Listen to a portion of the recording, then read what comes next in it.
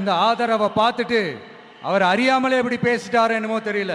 50 வருஷம் எக்ஸ்பீரியன்ஸ் அரசியல்ல, உண்மை என்னன்னு ஒத்துக்கிட்டு தானே ஆகணும்.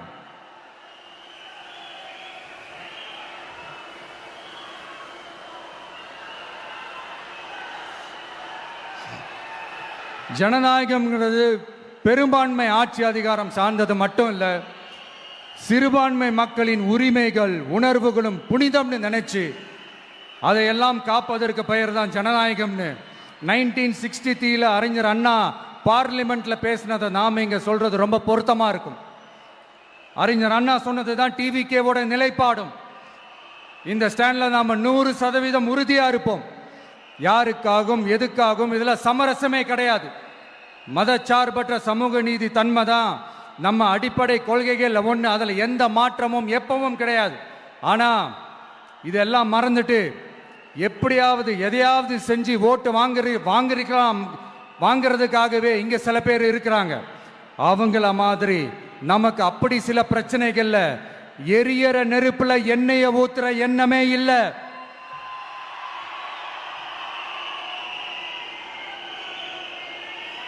இங்க சில அரசியல் கட்சிகளும் சில அரசியல் தலைவர்களும் ஒரு சில நேரங்களில் அமைதியா இருந்தாலே போதும், ஒரு பிரச்சனையும் வராது.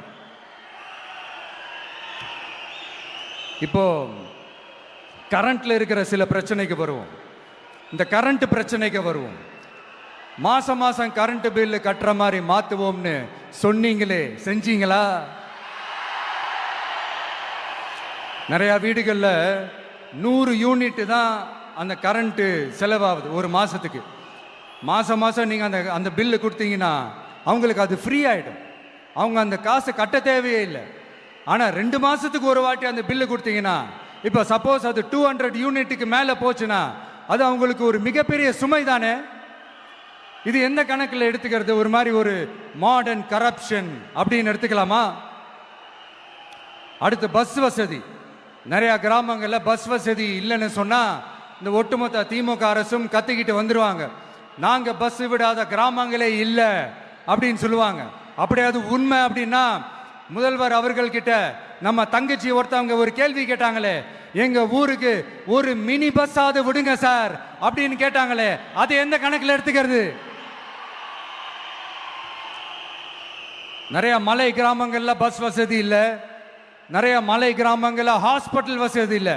இது ரெண்டுமே எவ்வளவு முக்கியமான ஒரு விஷயங்கள். பஸ் வசதியும் ஹாஸ்பிட்டல் வசதியும் இல்லாததுனால வீட்டிலேயே பிரசவம் பார்க்கிற அந்த ஆபத்து இருக்குதுன்னு எவ்வளவு நியூஸ் பார்க்கிறோம்.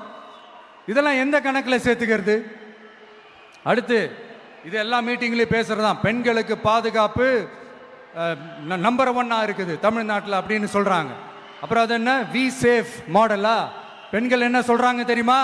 அது வி சேஃப் மாடல் இல்ல, வி ஆர் நாட் சேஃப் மாடல்னு சொல்றாங்க. இப்படி இருக்கிறப்போ தமிழ்நாட்டில் எங்க போனாலும் பெண்களுக்கு பாதுகாப்பு அப்படியே கொட்டி கிடக்குதான். இப்படி சொன்னா எப்படி சார்? கேட்கறவங்க என்ன கேசரி சாப்பிட்றாங்க நினைச்சீங்களா?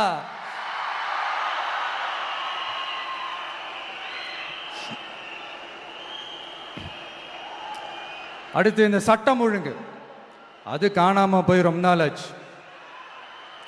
இவன் வேற, இந்த விஜய் வேற, எங்க போனாலும் இந்த மக்கள் கிட்ட இந்த சட்டம் ஒழுங்கை பத்தி பேசி ஞாபகப்படுத்திக்கிட்டே இருக்கான்னு முதல்வர் அவர்கள் அவங்க கூட இருக்கிறவங்க கிட்ட எல்லாம் சங்கடப்பட்டாராம். நாம் என்ன பண்றது?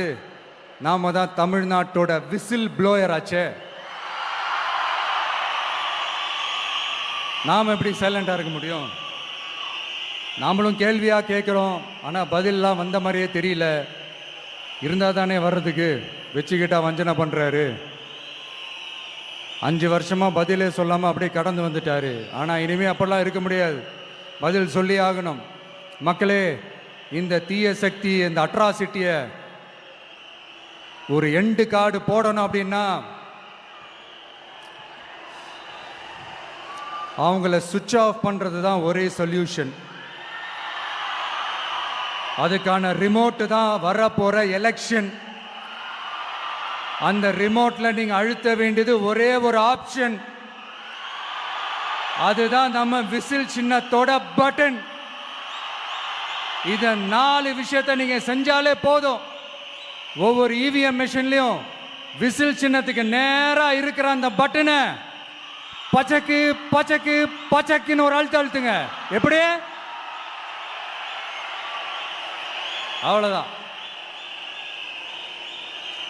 நாம காஞ்சிபுரத்தில் பேசும்போது நம்மளுடைய விஷன் என்னன்னு சொன்னோம். இப்போ அதனுடைய கண்டினியூஷனா சில விஷயங்கள் இங்கே நான் சொல்லணும்னு ஆசைப்படுறேன். இப்பவும் சொல்றேன், உறுதியா சொல்றேன், சத்தியமா சொல்றேன். பெண்கள், பெண் குழந்தைகள், ஆண் குழந்தைகள் பாதுகாப்பு நம்ம ஆட்சியில் நம்பர் 1 இருக்கும். சட்டம் ஒழுங்கு ரொம்ப ரொம்ப ஸ்ட்ரிக்டா இருக்கும். அரசு பள்ளிக்கூடங்களும் கல்லூரிகளும் முதல் தரமா இருக்கும். போட்டி தேர்வுகளுக்குன்னு லட்சங்களை கொட்டி தனி கோச்சிங் சென்டர் போய் படிக்க அவசியமே இருக்காது. ஏன்னா கவர்மெண்ட் ஸ்கூல், காலேஜ் சிலபஸே போட்டி தேர்வுகளை ஈஸியா சந்திக்கிற வகையில் அந்த ஸ்டாண்டர்டுக்கு ஏத்த மாதிரி அமைக்கப்படும். உயர்நிலை பள்ளி பாடத்திட்டங்களிலேயே அடிப்படை அரசியல் சாசன சட்டம் சேர்க்கப்படும். மாநில மற்றும் ஒன்றிய அரசு அலுவலகங்கள், வங்கிகளின் செயல்பாடுகள் மற்றும் அவற்றை அணுகும் முறை குறித்து மாணவர்களுக்கு தெளிவான புரிதலை ஏற்படுத்தும் வகையில் தேர்வுகள் அற்ற செயல்முறை பாடமாக கற்பிக்கப்படும்.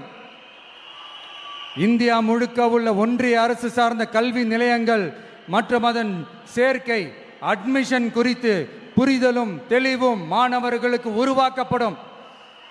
அனைத்து அரசு பள்ளிகளிலும் பெண் குழந்தைகளுக்கு சுத்தமான, சுகாதாரமான மற்றும் தரமான கதவுகள் பொருத்தப்பட்ட ரெஸ்ட் ரூம்கள் அமைப்பது உறுதி செய்யப்படும்.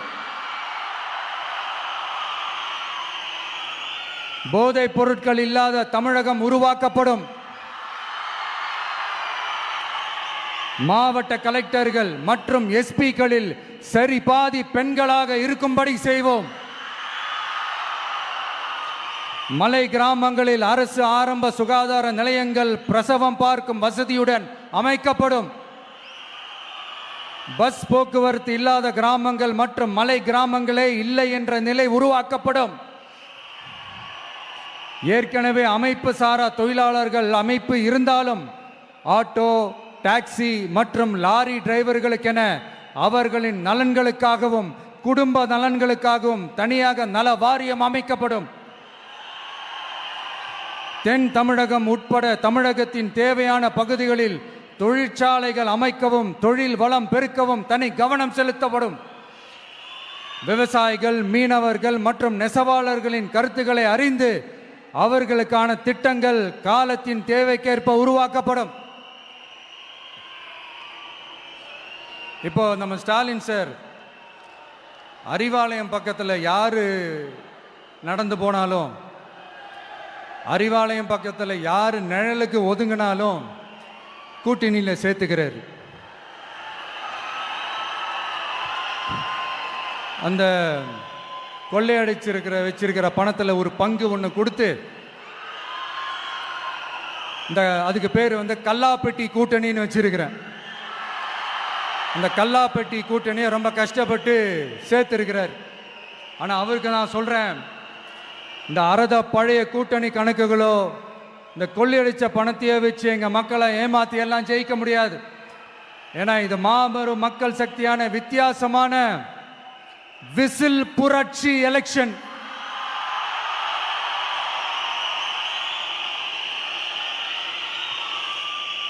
உங்களோட நான் இருக்கேன், நம்மளோட நம்ம மக்கள் இருக்கிறாங்க. இதுக்கு மேல என்ன வேணும்?